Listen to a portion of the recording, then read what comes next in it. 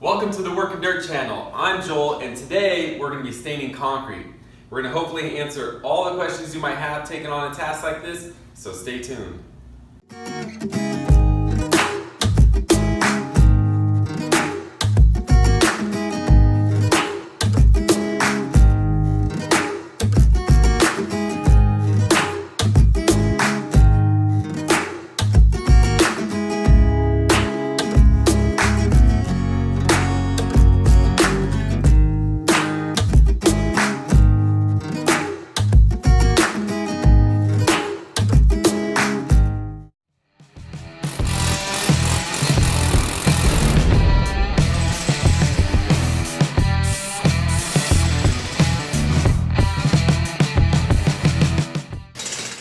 So on this particular project, this is very similar to a kitchen you might have, but here is a commercial business place. And we scraped up the linoleum, and what you're left with is a little glue and paper residue, and we need to remove that and etch the concrete to be able to put down a stain. There's a lot of different coatings you can use. We're not going to be putting down, it's more of kind of like a paint stain, but it's going to make it look nice. There's other coatings you can paint concrete, but all those processes require having fresh concrete to start. So we're going to show you which tools you need. Now there are a lot of different concrete coating options, and I'm sure you're probably confused by now on which one you want to pick. So starting from the lower end, you have your paint, basically applications where you just paint on this concrete paint and you just got to have clean concrete, maybe have it etched or whatever. And then in the middle, you have more of a paint stain, which is easy and it's not very toxic and it's affordable. And then on your higher end, you have actually acid staining or you have epoxy. Now, those are really good options. They're super durable, but they're a little more toxic and they require time frames of application and mixing two parts. And so that's a little more involved and not really in the budget for our project. And so that brings me to application. We got to think about what you're trying to use yours for.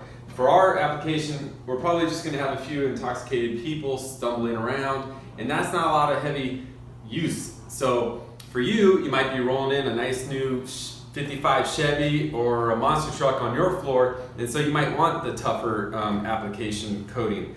So for us, we picked Bare Premium Concrete Stain. It's 100% siliconized acrylic paint and paint stain, and it requires a bonding primer. And with this, you got to have your clean etched concrete, and you're gonna lay this down, and it has a quick dry time, which is also why I like it. It dries in 4 hours, and then we can put on our top coat, and our top coat will be ready to walk on in 24 hours.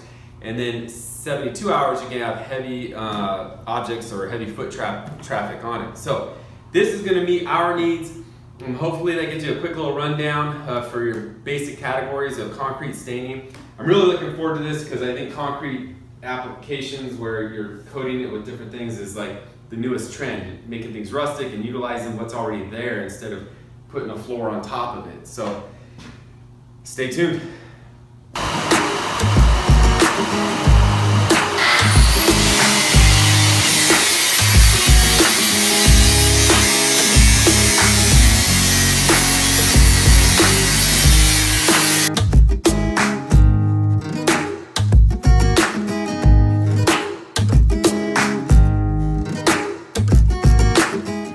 All right, now that we removed all the glue and paper from underneath the linoleum, you can still see it's kind of glossy as the light reflects off it. So you want to etch this so that it can absorb the new coating. And one way to find out how well you've etched it is you can do a little water drop test. And if it beads, then you know it's really polished. And this, you can tell it didn't really bead, but it's also not soaking in. And so over here, where we did etch it manually, you can see there's a little ring where on the outside is starting to soak in a little faster. And that's using a 50 grit granite pad. And I'll talk about this a little more later. But yeah, it's used to polish granite, and it's the 50 grit. It's the most coarse one. And that will give us a good roughing without leaving too thick of lines in the concrete so that they don't shine through to the paint. You don't want a bunch of swirl marks in the paint. Like over here, where I use the bigger etcher or the grindstone. It has diamond dust in it basically, and it's very coarse, and you can feel these lines. So those would transfer through to the paint. So we wanted to try something like this. Your other option is to use a chemical etcher. This is a citric acid based etcher.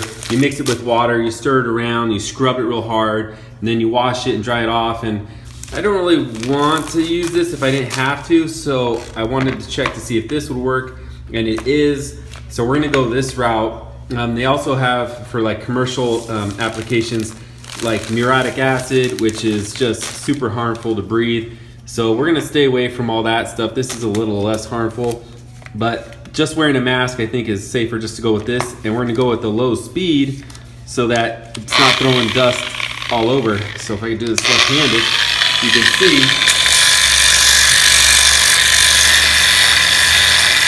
it easily etches it. So now I wasn't putting any pressure at all, and now you're probably thinking, yeah, this is gonna take forever with a small pad, but we only have a little area. It's only about 10 feet by 4 feet, so it won't take us long to do it with just this little guy. But if you want to, you can go to Home Depot, and they have these big floor polishers. They're like, well, they're about 12, 14-inch radius, I think. And they sell the pads that are similar. They got basically diamond dust in them, and they will etch your concrete. You can rent those. So we're gonna continue to etch and get going from here.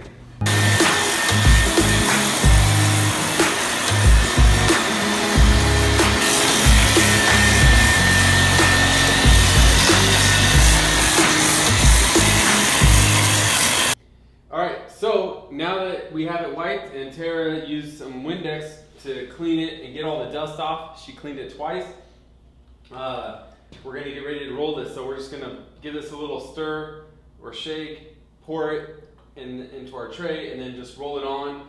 And like I said before, it has a 2-hour dry to the touch spec, and it's ready to top coat in 4 hours, but we'll give it a full 24 hours to do our top coat, just so it has plenty of time to cure. So as you can see, it's all scuffed, ready to go.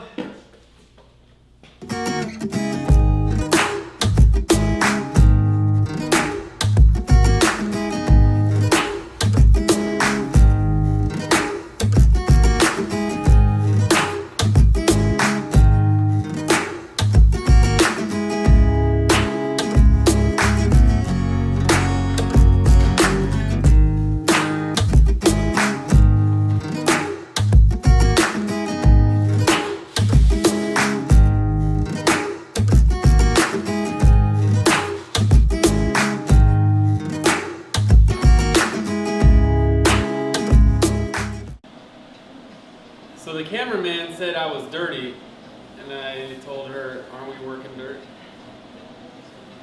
Anyways, so we got our first coat of stain on, and I think it looks pretty good, and it's expected to be a little uneven looking because it takes multiple coats to get that solid color. Now if you want that uneven look, then you can get the semi-transparent stain, but we got the solid stain. And so hopefully though, even with it being a solid color stain, we'll still get that natural concrete unevenness.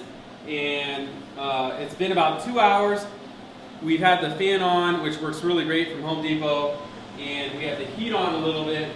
And just a little side note, a lot of times people forget that utilizing your local climate and fans and heaters and all that stuff can really be advantageous to meet your time frames and all that stuff. So if you're doing a home project, read their labels so you know what's the best climate to apply it and then secure it so that you get the best performance, longevity, and the quickest time to work with it, so, or complete your project. All right, second coat ready to go.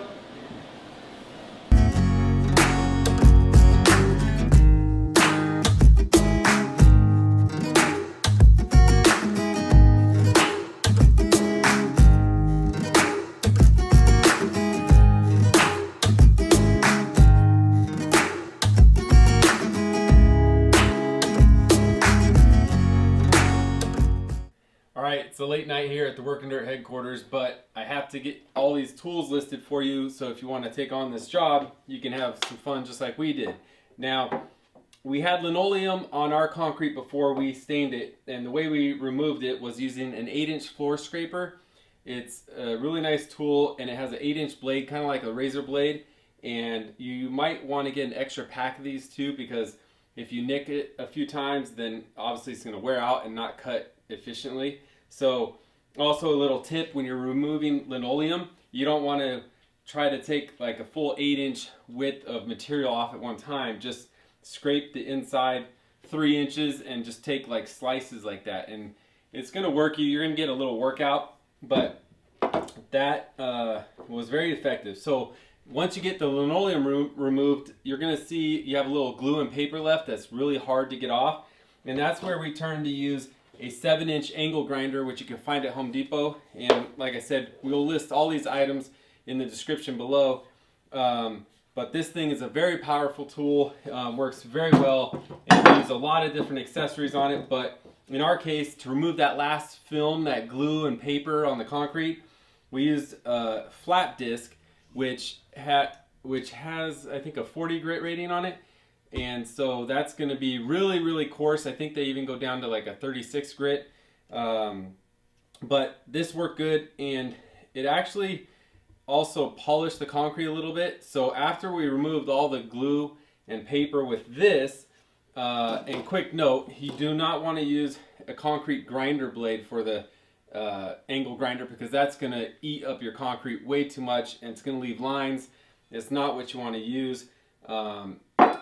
So once again, once we removed all the glue and paper, we wanted to rough up the surface and scuff it and not use chemical etchers.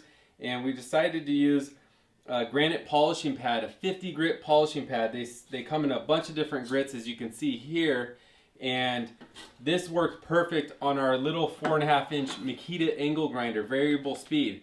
Now that's important that it's variable speed, because on a lot of different work pieces, you need a different speed depending on what you're doing, or else you'll burn up the material or you'll eat up your tool or disc that you have on it. And in our case, we had it on like the second to slowest speed. There's a little dial back here and you can adjust it. But that worked perfect for us, as you'll see in the video. We were able to take, I mean, it was only like a 4x12 area, and it took us less than like 25 minutes to maybe 40 minutes, and it did the job with this little grinder. I don't know if they make them really big for the 7-inch grinder, but you could look for it obviously. And then once you have your concrete all nice and etched and it looks all dull, then you're going to want to put your primer on, and we ended up just using the 3/8 snap roller. Now, if you're going to be doing some really nice surface coating, then you could even go down to a 1/4-inch snap, and so you get that smooth finish, just like you're painting a wall. And then get a slightly better roller so that you don't, leave hairs in your floor and all that. But yeah, these are also found at your local Home Depot. And what I might also mention is, so there's also other methods and tools you can use. But I like to be resourceful and use what I have to get the job done, as long as it doesn't take me an exceeding amount of time. And I was happy with the way it all turned out. So, all right, now you can see we put on the last coat before we walk out of this renovation. There's a little dust from our walking around, but it has kind of a flat finish or eggshell finish. And I'm not too worried about it, although I would like a slightly glossier finish, although that becomes a risk and a slip hazard. So I think this is going to work out, because before long it'll have a nice coat of lime juice and tequila juice and everything else a bar would normally have, and it'll work in. But it also tended to be thicker and more durable than we planned, which is awesome. Because the first coat we put on was really thin, and we were worried if it would end up taking tons of coats to get it thick and black. But we put a total of, I think, 4, right, Tara? And it's pretty durable. So we'll see how long it lasts.